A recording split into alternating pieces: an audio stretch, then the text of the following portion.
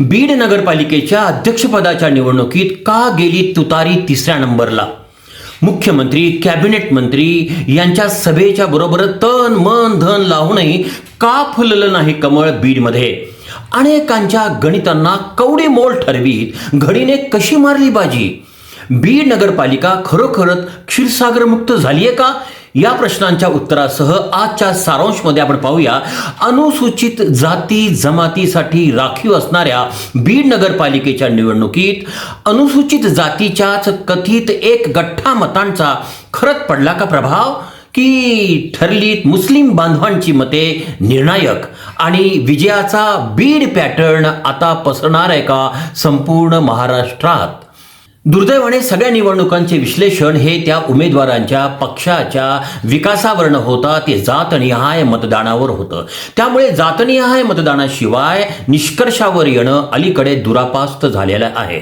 बीड नगरपालिकेची निवडणूक प्रतिष्ठेची तर नव्हतीच, पण अजित पवारांच्या सभा आणि त्याला उत्तर देण्यासाठी थेट मुख्यमंत्री देवेंद्र फडणवीस यांच्या सभा यामुळं बीडची निवडणूक चर्चेमध्ये आली. देवेंद्र फडणवीस यांनी तर बीडमध्ये मोदींचा संदर्भ दिला आणि पाणी टंचाईलाही हात घातला.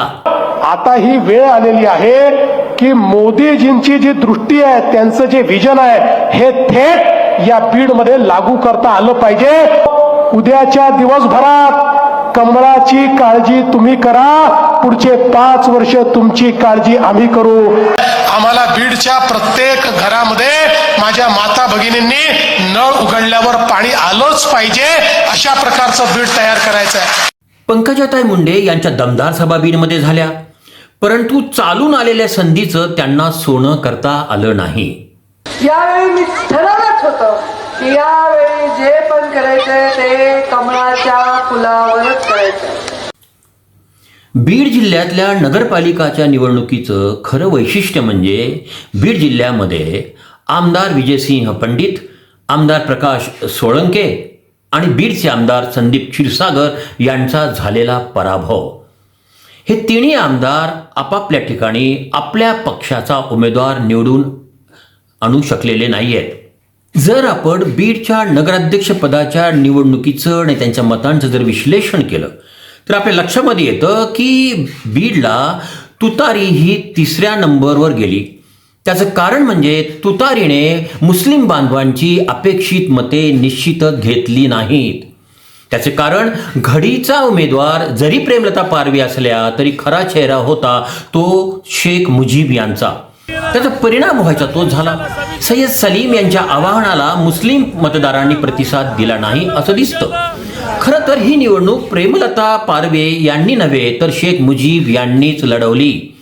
आपण स्थानिक भाषेत बोलतो त्याप्रमाणे घडीला मुस्लिम बांधवांनी एक गठ्ठा मतं पडली असं दिसतंय. पण त्याशिवाय यावेळेस मराठा बांधवांचीही फार मोठ्या प्रमाणामध्ये मते घडीकडे वळली असं दिसतंय. त्याची 3 कारणं असू शकतात.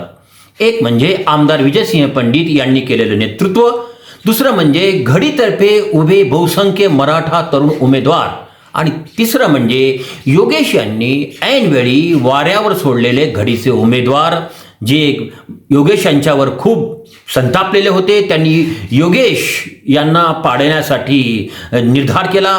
योगेश यांनी अमर पंडित यांच्याविषयी जे काही वक्तव्य केलं त्याबद्दल कार्यकर्ते खूप चिडलेले होते आणि त्यांनी योगेश यांना धडा शिकवण्याचा निर्धार केला आणि तो मतपेटीमध्ये त्यांनी उतरवला. हे पार्सल आले, स्वतःला वाघ कुठं सिंह म्हणून आले, यांच्या गळ्यात पट्टा टाकून हे 51 आणि पुढचं 52 आणि एक वरचं विचित्र जे आहे उमेदवार ते हे सर्व त्या डिझाईन बॉक्स मध्ये पॅक करून दादाला आपल्याला 21 तारखेला पालकमंत्र्याला गिफ्ट करायचं. या सगळ्या एकत्रित याचा असा परिणाम झाला. अजित पवारांच्या राष्ट्रवादीने बीडच्या नगरपालिकेवर ध्वज फडकवला. तुतारी अनापेक्षितपणे तिसऱ्या नंबरवर गेली. त्याचे पहिले कारण आमदार संदीप क्षीरसागर आणि सय्यद सलीम यांचा फाजील आत्मविश्वास आहे. या अति आत्मविश्वासापोटी मुस्लिम व मराठा मतांना त्यांनी गृहीत धरलं. तिथेच ते चुकले. ही विधानसभेची निवडणूक आहे हे असंच त्यांना वाटायला लागलं होतं. ते विसरले की ही नगरपालिकेची निवडणूक आहे. महत्वाचं म्हणजे अजित पवार राष्ट्रवादीतर्फे पप्पू कागदे यांचं तिकीट नाकारण्यात आल्यानंतर झालेल्या घडामोडीमध्ये दलित बांधवांनी तुतारीला एक गट्टा मतं द्यायचा निर्णय जाहीर केला. त्याचे 2 परिणाम झाले. पहिला म्हणजे भीतीपोटी मुस्लिम समाज शेख मुजीब यांच्यासाठी कमालीचा एकवटला आणि दुसरा म्हणजे आमदार क्षीरसागर आणि सय्यद सलीम यांच्या अति आत्मविश्वासामध्ये भर पडली. आणखी एक कारण आहे ते म्हणजे आरक्षण आंदोलनात संदीप क्षीरसागर हे सक्रिय असल्याचं चित्र उभं राहिलेलं आहे. त्यामुळं जे आहे तर ओबीसी समाज त्यांच्यावर बऱ्यापैकी नाराज होता आणि त्याचा परिणामही तुतारीकडे ओबीसी ओढू शकला नाही याच्यामध्ये झालं. पण गंमत म्हणजे मराठा बांधवांनीही आमदार संदीप यांना या निवडणुकीत फार प्रतिसाद दिला असं दिसत नाही. जर हीच स्थिती राहिली तर विधानसभा निवडणुकीत संदीप क्षीरसागर यांना मोठ्या संकटांना सामोरं जावं लागणार आहे. भारतीय जनता पक्षाचा या निवडणुकीत पराभव झाला का तर याचे उत्तर स्पष्टपणे नाही असेच आहे. उलट भाजपने उत्तम मुसंडी मारलेली आहे. 15 नगरसेवक निवडून आणले आहेत. ही बीडच्या राजकारणातील ऐतिहासिक घटना ठरली पाहिजे. मात्र भाजपच्या नगराध्यक्षपदाच्या उमेदवाराचा पराभव झाला. मी माझ्या मागील व्हिडिओमध्ये म्हटलं होतं की प्रचंड मोठ्या संख्येने असणारा जो मुस्लिम मतदार आणि दलित मतदार आहे तो कमळाच्या चिन्हावर मतदान करायला धजावत नाही. पण असं असलं तरी सुद्धा भाजपच्या नगराध्यक्षपदाच्या उमेदवाराने लक्षवेधी मते घेतलेली आहेत हे तितकंच खरं. पण त्याचं कारण आमदार संदीप क्षीरसागर यांच्यावर नाराज असलेला मोठ्या प्रमाणातला ओबीसी मतदार या मतदाराने कमळाला भरभरून मतदान केलेलं आहे. शिवाय भाजपने आपल्या स्वतःचं भाजप हक्काचं मतदान तर आहेच आहे. त्यामुळे भाजपचा उमेदवार हा स्पर्धेमध्ये येऊ शकला. भाजपचा पराभव झाला असला तरी विधानसभेच्या दृष्टीने भाजपच्या अपेक्षा उंचावलेल्या आहेत. बीड नगरपालिकेच्या निवडणुकीच्या निकालाने येत्या काळात बीडच्या राजकारणाचं केंद्र आणि स्वरूप मोठ्या प्रमाणात बदलण्याची शक्यता निर्माण झाली आहे. दरम्यान या निवडणुकीमध्ये ज्येष्ठ नेते जयदत्त क्षीरसागर यांचे फासे पुन्हा उलटे पडले. विधानसभा निवडणुकीत त्यांनी त्यांचे पुतणे योगेश यांचा प्रचार केला. योगेश यांचा पराभव झाला. आता त्यांनी भाजपच्या उमेदवाराचा प्रचार केला आणि भाजपच्या उमेदवाराचाही पराभव झाला. विधानसभेत त्यांनी केलेल्या चुकीची नगरपालिकेत पुन्हा जयदत्त क्षीरसागर यांनी पुनरावृत्ती केली. आता तर जनतेतून निवडून येण्याच्या त्यांच्या क्षमतेसमोरच प्रश्नचिन्ह उभे राहते की काय अशी चर्चा बीडच्या नागरिकांमध्ये सुरू आहे. बीड नगरपालिका ही क्षीरसागर मुक्त झाली आहे का याचं उत्तर हो असंच द्यायला लागेल. कारण डॉक्टर सारिका क्षीरसागर या 53 नगरसेवकांपैकी एक नगरसेविका आहेत. क्षीरसागर मुक्त कुठे झाले? मी आहे ना. आणि दुसरेही आमचे जे माझे धीर आहेत ते पण क्षीरसागर आहेत. त्यांचे 14 नगरसेवक आहेत. जवळपास 35 वर्षांनंतर ही देखील एक ऐतिहासिक घटना आहे. डॉक्टर भारतभूषण क्षीरसागर यांनी जे कमावलं त्यांच्या हयातीतच ते निघून गेलं.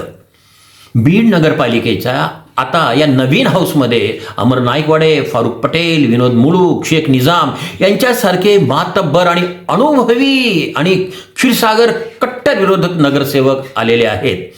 आता सगळ्या बीडकरांचा त्यांच्याकडे मोठं लक्ष आहे की बघूया ते आता कोणत्या पद्धतीनं विकास करतायत ते. राजकारणामध्ये विरोधकांनी केलेल्या चुका ही एक संधी असते. योगेश क्षीरसागर यांनी जी चूक केली राष्ट्रवादी हातातून सोडून देण्याची ती संधी आमदार विजयसिंह पंडित यांना मिळाली आणि त्यांनी त्याचं सोनंही केलं आणि राष्ट्रवादी अजित पवार गटाचा झेंडा नगरपालिकेवर फडकवला. गेवराईला विजयसिंह पंडित आणि अमरसिंह पंडित यांचा मोठा पराभव झाला हे खरं आहे. पण विजयसिंह पंडित हे गेवराईचा पराभव विसरून बीडच्या यशामध्ये जल्लोषात सामील झाले.